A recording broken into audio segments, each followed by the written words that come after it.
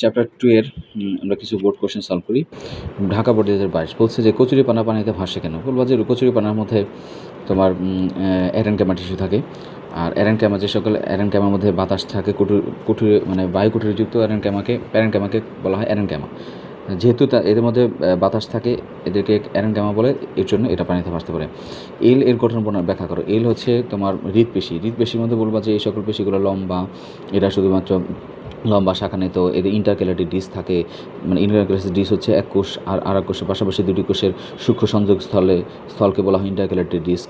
তারপরে বলবা যে প্রতিটি কোষে একটি করে নিউক্লিয়াস থাকে এবং এদের মাঝখানে যে ফাইবারগুলো থাকে, ফাইবার সমান্তরালে সজ্জিত থাকে।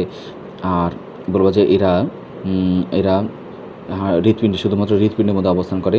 এরা এক বিশেষ ধরনের উচ্ছিক, এবং এটা চিত্র এঁকে বিভিন্ন জিনিস দেখায়। বা এটা হলো ইন্টারক্যালেটেড ডিস্ক, এটা নিউক্লিয়াস, এগুলো ফাইবার, মায়োফাইব্রিল আর ইন্টারক্যালেটেড ডিস্ক তো বললামই। আর বলবা যে এই সকল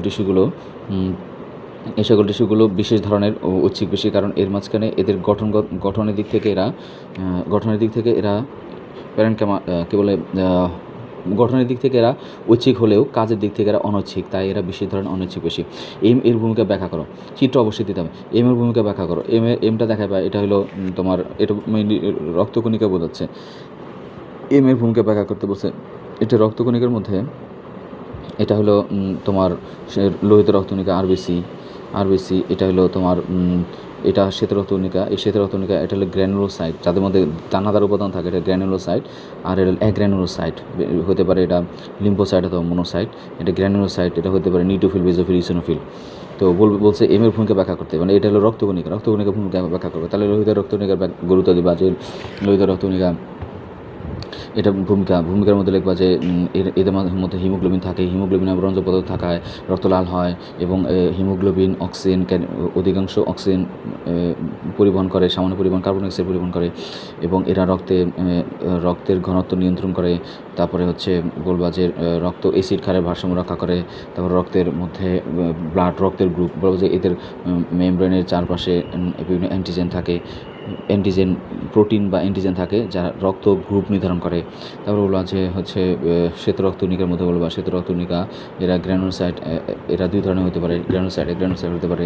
এরা কী আছে? গ্র্যানুলোসাইটের মধ্যে আছে নিউট্রোফিল, বেজোফিল, ইসোনোফিল। আর গ্র্যানুলোসাইটের মধ্যে কী আছে? লিম্ফোসাইট আর মোনোসাইট।